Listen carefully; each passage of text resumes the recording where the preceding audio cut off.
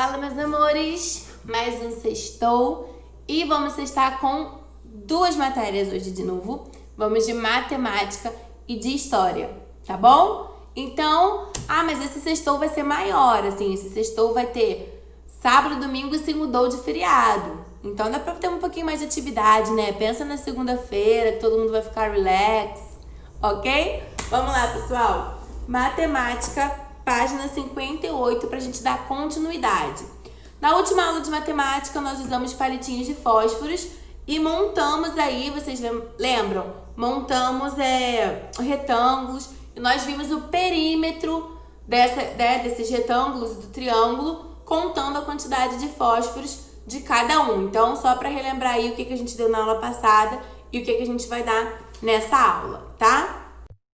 Vamos ver aí, ó, o que tá falando na número 1 da página 58. Observe o retângulo desenhado na malha quadriculada. Então, tem aqui uma malha quadriculada e esse aqui é o retângulo desenhado, tá? Sabendo que o lado de cada quadradinho da malha mede 1 centímetro, responda. Lá na letrinha A. Qual é o perímetro de cada quadradinho da malha? Então, vou colocar um quadradinho aqui que vai representar o quadradinho da malha, tá? Nesse caso aí, cada lado tem 1 centímetro, tá? É um quadrado, os lados são iguais, né?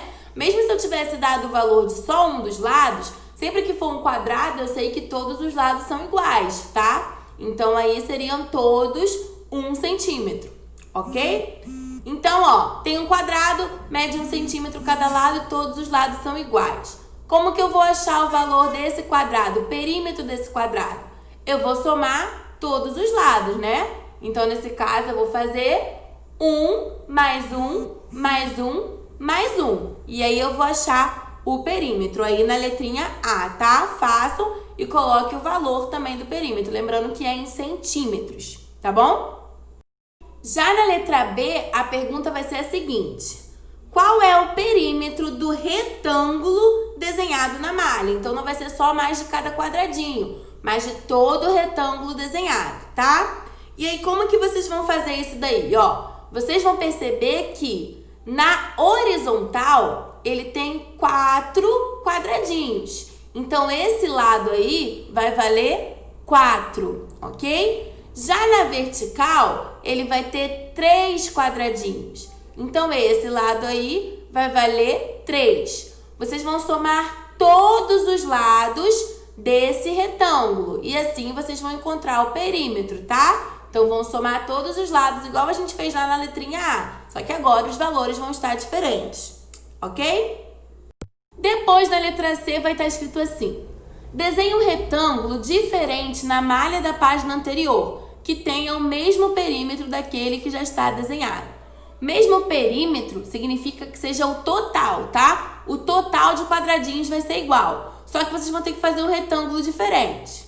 Uma dica. Se vocês botarem o que está na horizontal na vertical e o que está na vertical na horizontal, vai ficar um quadrado diferente, vai ficar um retângulo diferente, perdão. Mas o perímetro, uma dica, hein? Galera, essa D nós vamos pular, tá? Por quê? O número que vai ser a metade do que vocês fizeram é 7.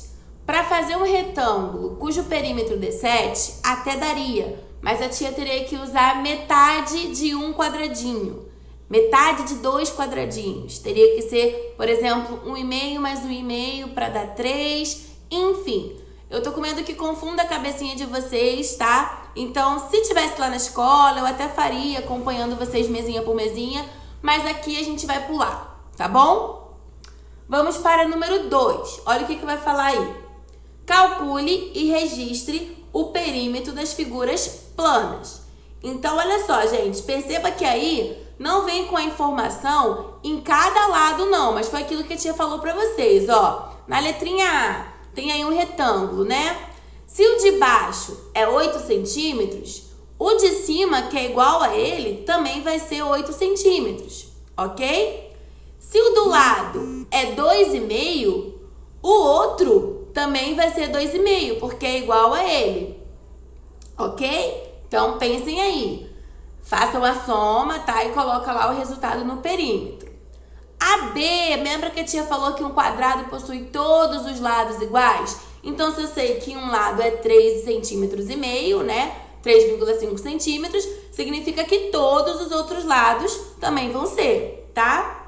E na C, esse triângulo aí é o que nós chamamos de um triângulo isósceles, que ele tem todos os lados igual. Então, vai acontecer a mesma coisa. Se um lado é igual ao outro, né? Se todos os lados juntos são iguais entre si, eu sei que cada lado vai ter 2,8 centímetros. Então, eu vou fazer aí 2,8 mais 2,8 mais 2,8. Mesma coisa, tá? Somem e calculem aí a área do perímetro. Quanto que eu vou ter aí de perímetro em cada uma dessas figuras, tá bom? Lá na página 60 vai ter mais duas imagens que vai acontecer a mesma coisa, tá, gente? Nesse outro aí, é um pentágono, fui contar para ver se eu estava certa. Desse lado aí nós vamos ter um pentágono, então nós vamos ter 5 lados que também são iguais, por isso que eu só tenho a informação de um lado. E na E eu vou ter um retângulo, então como a gente viu, os dois verticais vão ser igual e os dois na horizontal também vão ser iguais, tá? A única coisa dessas continhas é que elas estão com vírgula, mas é a mesma coisa dos que nós aprendemos antes, tá bom? Só que vírgula embaixo de vírgula eu resolvo, fica tudo direitinho também, tá? Número 3, olha o que diz aí. Usando uma régua, desenhe no espaço a seguir um retângulo com perímetro igual a 13 centímetros.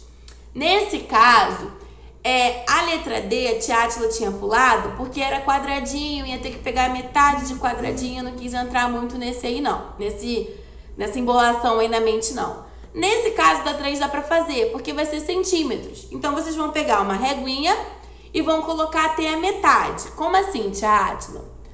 Para eu ter 13, que é um número ímpar, significa que eu vou ter que usar metade de alguma coisa, tá? Uma dica também. Por exemplo, eu vou fazer um aqui, dando de exemplo.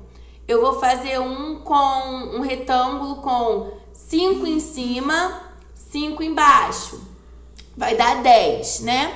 Para ter 13, eu não consigo fazer com 2 do lado e 2 do outro, que iria ficar 4, iria passar. Então, eu faço nessas verticais, por exemplo, 1,5 e 1,5. Aí, a soma de tudo daria 13, entendeu?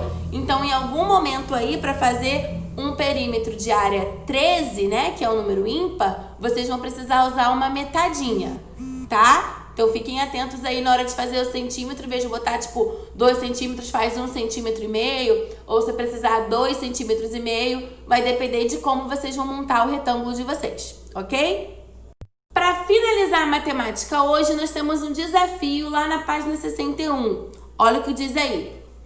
Uma joaninha passeou pelo tampo de uma mesa, de acordo com o pontilhado na figura. Então, vocês vão pensar aí que assim, esse espaço é a mesa e ela tá andando de acordo com o que tá pontilhado aí. O tampo dessa mesa é quadrado e tem 240 centímetros de perímetro. Qual é a distância percorrida pela joaninha? Difícil, hein? Ó, a dica é: o tampo dessa mesa é quadrado. Essa é a dica que tem aí nesse desafio, tá? Quem não conseguir, gente, fala com a tia Átila, que a tia Átila já vai deixar a foto salva no meu celular. E aí eu mando pra vocês a foto, que do lado tem uma explicaçãozinha, dizendo direitinho, passo a passo, que seguiu, tá bom? Porque eu sei que é um pouquinho complicado. Número 2. Uma joaninha saiu do primeiro arbusto e foi em direção ao segundo arbusto em busca de alimento. Quando ela já tinha andado 1/3 do caminho, então dividindo em 3, ficar com 1, né? Precisou retornar ao ponto de partida. Sabendo que entre a ida e a volta até esse ponto do caminho, a joaninha andou 30 metros, qual é a distância entre os dois arbustos? Esse aqui eu achei um pouquinho mais fácil de fazer, olha só. Em 1/3, ela andou 30 metros, indo e voltando, tá? Para ir e voltar, ela andou 30 metros em 1/3. Como que seria esse caminho todo? Os 3/3 completos, quanto que daria, tá? Lembrando que aí tá falando da ida e da volta. Ele quer saber a distância só de um, ok? Se eu falar mais, eu dou a resposta desafio é desafio, né? Então, quem conseguir, show de bola. Quem não conseguir, pede um help lá pra tia, que eu mando a foto pra vocês, tá? E a gente encerra aqui matemática. Não encerramos a aula. Não seria tão fácil assim. Nós encerramos matemática e agora nós vamos para história, tá bom? Então podem abrir o livro de história de vocês lá na página 24. Vamos lá. Olha aí o que está falando na página 24 de história. O meio ambiente e a história. Ao estudar a origem do lugar no qual moramos, ou seja, a formação da comunidade, como se desenvolveu, com que intenções as famílias foram morar nesse espaço geográfico, podemos identificar os problemas ambientais que foram surgindo ao longo do tempo e tentar encontrar soluções para elas. Muitas comunidades se organizaram com famílias de imigrantes, de descendentes de africanos ou com os indígenas. Outras se formaram com pessoas provenientes de várias etnias, ou seja, de vários lugares, várias raças, várias línguas. Independente da origem de cada indivíduo, todos ajudaram no desenvolvimento das cidades e dos bairros. Os costumes, os alimentos preferidos, os hábitos de trabalho e de lazer, assim como as preferências religiosas, contribuem para a cultura da comunidade. Da mesma forma, as tradições, o modo de viver, de entender e tratar a terra e os animais demonstram cuidado com o ambiente, a responsabilidade e a consciência para com o planeta.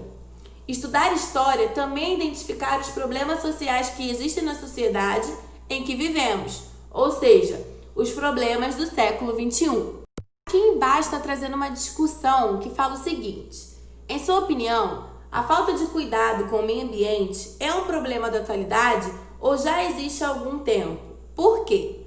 Converse sobre isso com os colegas e o professor e registre suas conclusões no caderno. Bom, vou voltar um pouquinho no nosso conteúdo para falar da parte em que diz sobre entender a formação da sua cidade, né? Rio das Ostras ela é uma cidade que ela ficou bastante conhecida pelos seus pescadores, né? Pela praia. E as pessoas vinham e moravam aqui através da pesca e muitos vinham para cá para viver da pesca também, né? Era uma coisa, o turismo, as praias era bem forte e a pesca. Por isso que existiam logo esses bairros assim como a Boca da Barra, foi um bairro que logo foi povoado, Costa Azul, né? Esses bairros assim de beira de praia, eles foram logo povoados por pescadores, né? Ali no centro, ali na parte da concha acústica, na parte do bosque. Geralmente são casas de pessoas que vivem aqui há muito tempo, na Tartaruga, porque viviam da pesca. Aconteceu há um tempo atrás que Macaé se tornou referência no ramo de petróleo e muitas empresas foram para lá, né?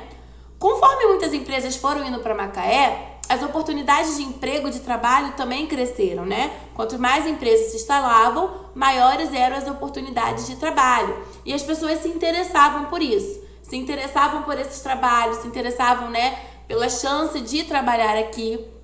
Eu estudei em Macaé e eu pegava ônibus. E no ônibus eu tinha pessoas com sotaques de diferentes lugares. São Paulo, Bahia, diferentes lugares do Nordeste, né? Do Sul. Muitas pessoas até de outros estados vieram para cá em busca de oportunidade de emprego para Macaé. Muitas dessas preferiram se instalar em Rio das Ostras. Então, Rio das Ostras teve um crescimento populacional muito grande. Isso é bom para a cidade em questão de desenvolvimento? Sim.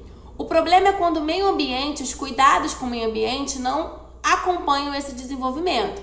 Quando não se tem um saneamento básico, quando se joga o esgoto no mar, nos rios, né? Quando se mata muitas áreas de preservação para construir casa de forma desordenada, né? Não se preocupa com a vegetação que é importante para a cidade, como o manguezal. A gente vai estudar melhor cada uma dessas florestas de praia, tá? Dessa vegetação de praia. Mas só para vocês já terem uma ciência.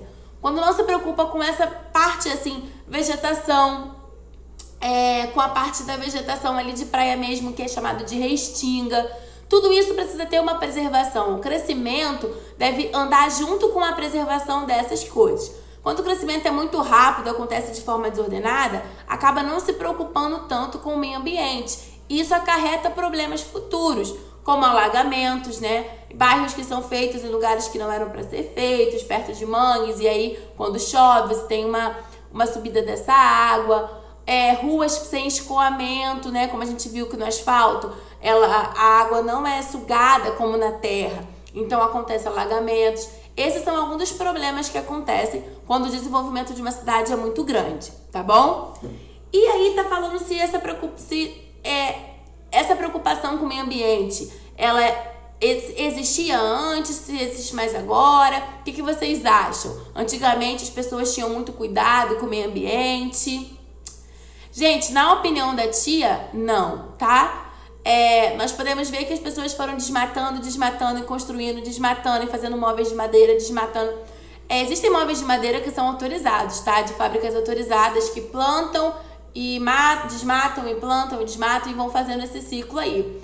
Mas existem algumas que não, que vão atrás das florestas e desmatam e não estão preocupadas com o meio ambiente. Isso é muito triste, né? Olha o que diz lá na página 25. Você já sabe que o Brasil tem um conjunto de leis que formam a Constituição. Será que na Constituição brasileira existem leis que garantam a preservação do meio ambiente? O que vocês acham, gente? Pesquise em livros, na Constituição brasileira ou na internet e registre uma lei que tenha essa finalidade. Vocês podem procurar lá. Lei da Constituição brasileira que proteja o meio ambiente. Tem, tá? E tem mais de uma, tem várias, mesmo que às vezes ela não seja cumprida tão como deveria, né? Mas existe. Então pesquisa lá e coloca aí pelo menos uma lei que proteja o meio ambiente, tá? Número 2. A lei que você pesquisou e registrou está sendo aplicada na cidade onde você mora? Aqui em Rio das Ostras, a lei que você pesquisou, pelo que você consegue observar, está sendo aplicada na cidade que a gente mora? Debata sobre isso com os colegas do professor e escreva os resultados observados pela turma. Felizmente, a gente não vai conseguir debater sobre esses resultados, mas você pode falar com o pai e com a mãe. Mãe, você acha que está cumprindo? Você já viu? Tudo mais? Você conhece alguma coisa? E aí você coloca aí os registros do que você descobriu, ok? Bom, em seguida vamos para a página 26. A página 26 é bem rapidinha, tá, gente? Pra gente também não lotar de conteúdo. Ela é bem rapidinha. Ela é uma fonte histórica e aí vocês vão ler um textinho e embaixo vão responder um pouco dessa fonte histórica. A data da fonte histórica, ela tem, e diferente das outras que a gente costuma ver lá no final, lá no rodapé, né? Ela tá bem no título. Então aí no título não deixa de ser a data da fonte, tá? Título da obra, todo esse de laranjinha, como vocês sabem. Tipo de fonte, gente. A gente viu que tem coisas que são reportagem, pintura. Esse é um documento histórico, tá? Eu vou dar essa ajuda porque não tem nada aqui que deixa nítido que é um documento histórico, a não ser o conteúdo, mas não tá escrito lá, documento histórico. Então a tia vai ajudar vocês nisso, tá? E o autor, ele não tem um autor específico para isso, né? Porque faz parte da Constituição, então é um grupo de pessoas que forma. Vocês podem colocar aí que foi feito por representantes do povo brasileiro, ok? Nessa parte de autor.